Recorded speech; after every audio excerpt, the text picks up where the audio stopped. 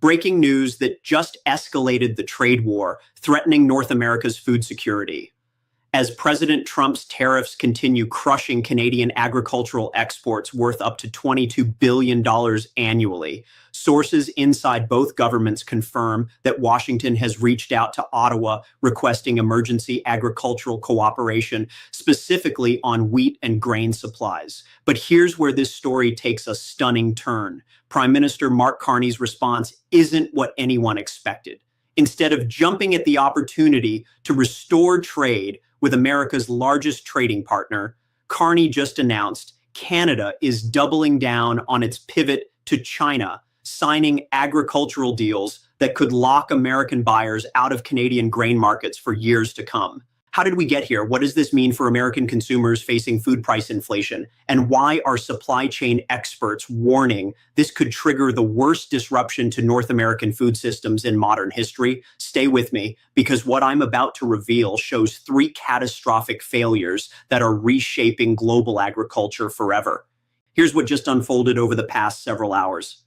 According to multiple sources, including analysis from the Center for Strategic and International Studies and reporting from trade policy insiders, the Trump administration has been quietly reaching out to Canada through back channels, seeking to negotiate exemptions or reductions in agricultural tariffs that have crippled cross-border food trade.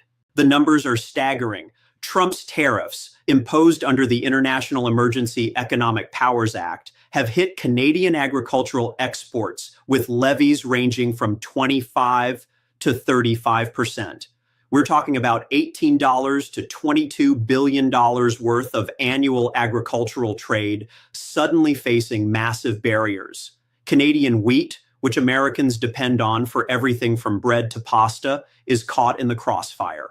Canada exported 57.4 million tons of grain in the most recent crop year, with the United States historically being a major destination for Canadian wheat, canola, and other agricultural products. But here's the critical context that changes everything. Prime Minister Carney stood in Beijing alongside President Xi Jinping and announced a sweeping agricultural trade deal. China agreed to slash tariffs on Canadian canola from 85% down to 15%.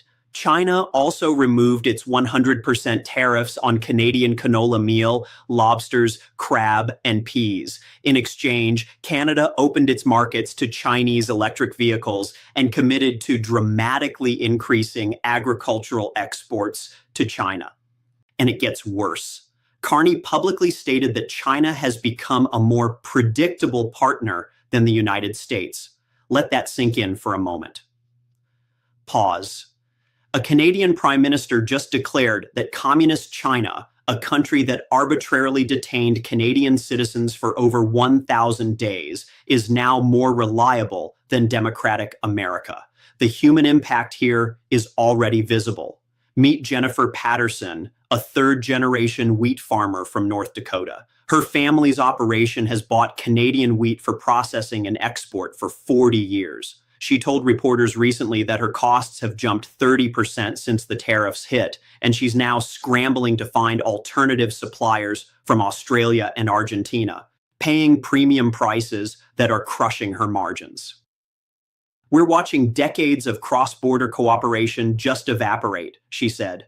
And nobody in Washington seems to understand that you can't just rebuild these supply chains overnight. Let's break down the mechanics of what's happening here and why this represents a fundamental rupture in North American agricultural integration. First, understand the scale of agricultural interdependence. The United States, Canada, and Mexico have spent 3 decades building the most integrated agricultural market in the world under NAFTA and then the USMCA.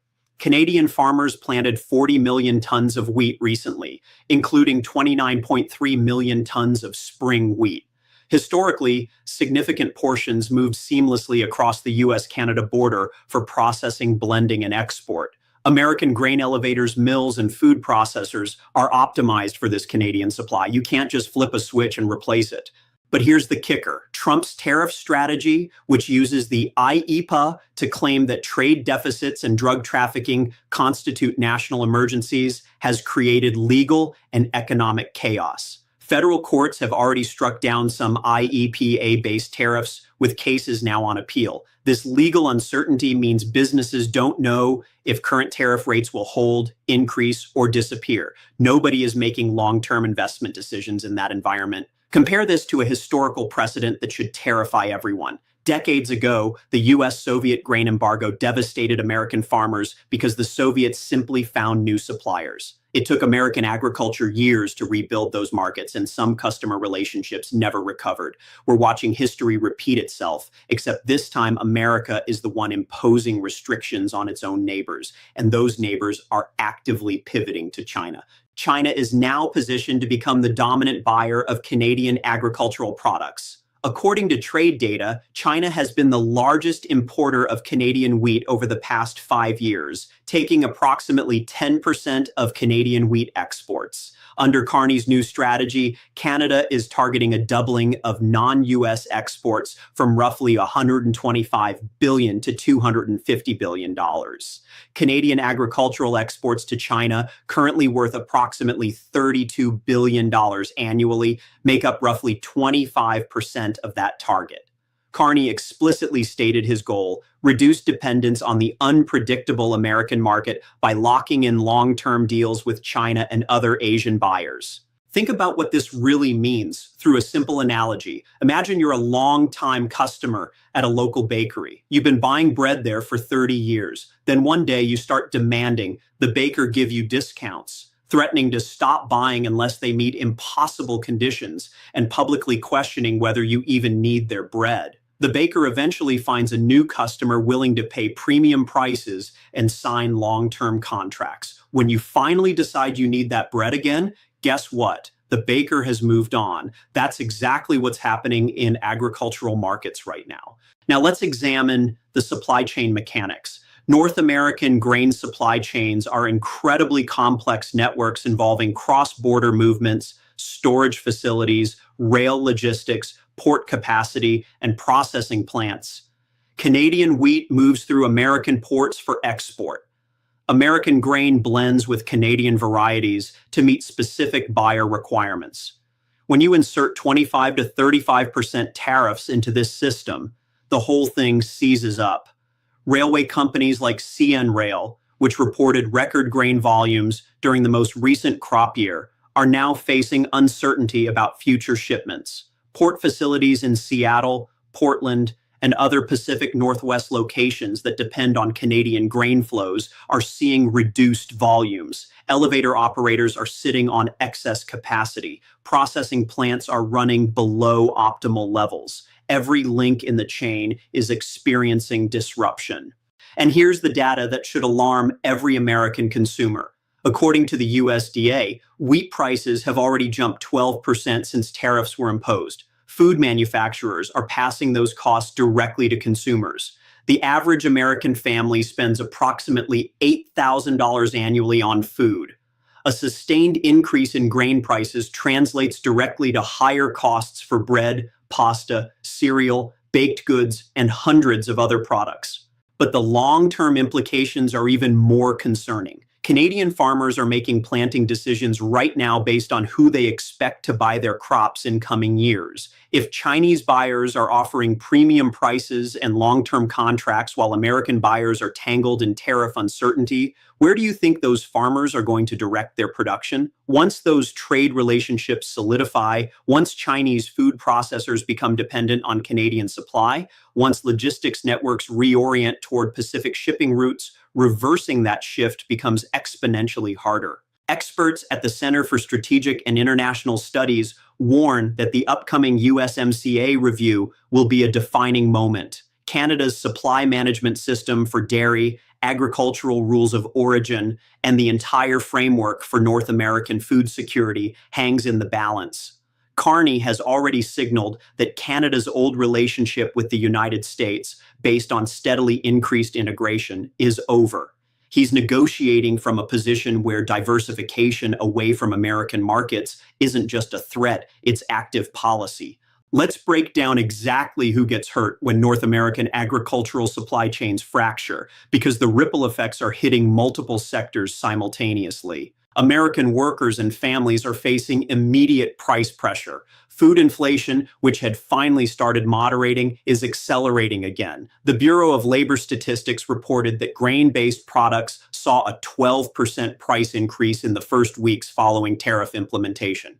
For a family of four, that translates to roughly $960 annually in additional food costs, assuming the price increases don't accelerate further. But it's not just consumers. American farmers who depend on Canadian inputs are getting crushed. Wheat growers in Montana, North Dakota, and Minnesota have historically blended their crops with Canadian varieties to meet export specifications. Those relationships are now disrupted, forcing farmers to seek alternative suppliers or accept lower prices for crops that don't meet buyer requirements. Small businesses throughout the agricultural supply chain face existential threats. Consider the case of Heartland Mills, a family-owned grain processing operation in Kansas. This company has been buying Canadian spring wheat for blending and export for 3 generations. The owner, speaking on condition of anonymity due to fear of regulatory retaliation,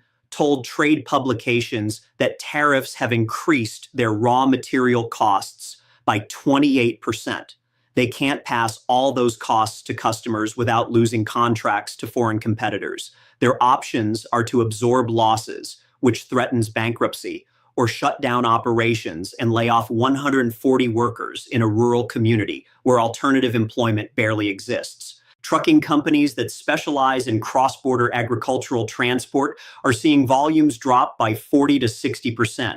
These aren't large corporations with diversified revenue streams. These are small operators with 5 to 10 trucks, usually family businesses that have been running the same routes for decades. When volumes collapse, they can't pivot to other freight.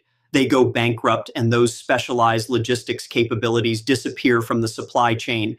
Large corporations are making strategic decisions that will reshape North American agriculture for decades. Cargill, ADM, and other grain trading giants are quietly shifting procurement strategies to reduce dependence on cross-border North American flows. According to industry analysts, these companies are increasing purchases from South American suppliers, even though transportation costs are higher, because regulatory certainty matters more than marginal cost savings. When the world's largest agricultural traders reduce their exposure to North American integration, investment in processing facilities, storage infrastructure, and logistics capacity follows. Stock market reactions reflect this uncertainty. Agricultural equipment manufacturers like John Deere have seen share prices decline as investors question future demand for equipment if North American planting shifts toward crops that don't require cross-border supply chains. Fertilizer companies dependent on cross-border distribution networks are experiencing similar pressure. International partners are watching this collapse with a mix of alarm and opportunity. The European Union, which has its own agricultural trade tensions with both the United States and Canada, is now positioning itself as a stable alternative supplier for both markets. Australian wheat exporters are aggressively marketing to American buyers, emphasizing reliability and freedom from tariff uncertainty. Argentina, despite its own economic challenges, is expanding grain production capacity specifically to capture market share from disrupted North American supplies. China is the clear strategic winner. Beijing is achieving through Canadian agricultural deals what it couldn't accomplish through direct confrontation with the United States. Chinese food security, a top priority for the Communist Party, is being enhanced through long-term contracts with Canadian suppliers. Chinese negotiators are leveraging Canadian desperation for non-American markets to secure favorable terms that lock in supply for years. Trade policy experts are issuing stark warnings. Dr. Maria Stephan, a fellow at the Center for Strategic and International Studies, stated that North American agricultural disintegration represents a self-inflicted wound that will take a generation to heal. We're watching the United States voluntarily surrender one of its greatest strategic advantages, control over the world's most productive and integrated agricultural region. The expert response to this agricultural breakdown has been swift and deeply concerned. Ontario Premier Doug Ford, who oversees Canada's largest agricultural province, called the situation a crisis entirely of Washington's making. He warned that American consumers will pay the price for these reckless tariff policies in the form of higher food costs and reduced access to products they've depended on for generations. Agricultural economists at major universities are modeling the long-term impacts. Research from the University of California, Davis projects that if current trade disruptions persist for more than 18 months, structural changes in North American agricultural supply chains will become permanent. Farmers make multi-year decisions about land use, equipment purchases, and crop selection. Once those decisions tip toward non-integrated markets, reversing them requires massive capital investment and years of relationship rebuilding. The legal implications under USMCA are creating additional uncertainty. Article 34.7 of the agreement requires a formal review. That review was supposed to be a routine assessment of implementation. Instead, it's now shaping up to be a high-stakes renegotiation where agricultural access will be a central battleground. Canada has made clear it will demand guaranteed market access and an end to arbitrary tariff impositions as conditions for extending the agreement. If those demands aren't met, Canada has explicitly stated it will pursue annual reviews, creating permanent uncertainty that will drive investment and trade away from North American integration. Political reactions in Washington are mixed. Congressional Republicans from agricultural states are quietly expressing concern that tariff policies are harming their constituents, but few are willing to publicly challenge the Trump administration. Democrats are using the situation to argue that the president's trade strategy lacks coherence and is damaging American economic interests. But neither party has presented a concrete plan to reverse the agricultural supply chain damage already underway. In the short term, over the next several weeks, watch for three critical developments. First, whether the Trump administration offers meaningful tariff relief on agricultural products as part of broader USMCA negotiations. Second, whether Canadian farmers begin locking in long-term contracts with Chinese buyers, which would cement the trade reorientation. Third, whether American food manufacturers and retailers start warning consumers about impending price increases, which could create political pressure for policy changes. Medium-term scenarios, looking out several months, involve the actual restructuring of supply chains. If current policies persist, we'll see permanent closure of cross-border agricultural processing facilities, shutdown of specialized logistics operations, and reallocation of Canadian farmland toward crops destined for Asian markets rather than American buyers. Canadian wheat production could shift from varieties Americans prefer toward types Chinese buyers demand, making future reintegration even harder. The most alarming long-term consequence is food security vulnerability. North America has enjoyed unparalleled food security for decades because of integrated agricultural production. That integration is fracturing in real time, and nobody in a position of authority seems to fully grasp the strategic implications. Let's recap the three most critical points here. First, Trump's agricultural tariffs have triggered Canadian retaliation and strategic pivot to China, with deals signed that could lock American buyers out of Canadian grain markets for years. Second, this disruption is hitting American consumers directly, with food price inflation already accelerating to 12% for grain-based products, costing families nearly $1,000 annually. Third, the breakdown of North American agricultural integration represents a self-inflicted strategic disaster that experts warn will take a generation to repair. The key takeaway? When you weaponize food trade against your closest allies, don't be surprised when they find new customers, and American families pay the price at the grocery store. What do you think? Is this trade strategy protecting American interests or destroying them? Drop your thoughts in the comments below. If you want to stay informed on stories the mainstream media won't fully cover, Make sure you're subscribed and hit the bell icon. North America's agricultural alliance just collapsed over tariffs and political brinkmanship, and the consequences will echo through our food systems for decades. Thank you for watching, and I'll see you in the next one.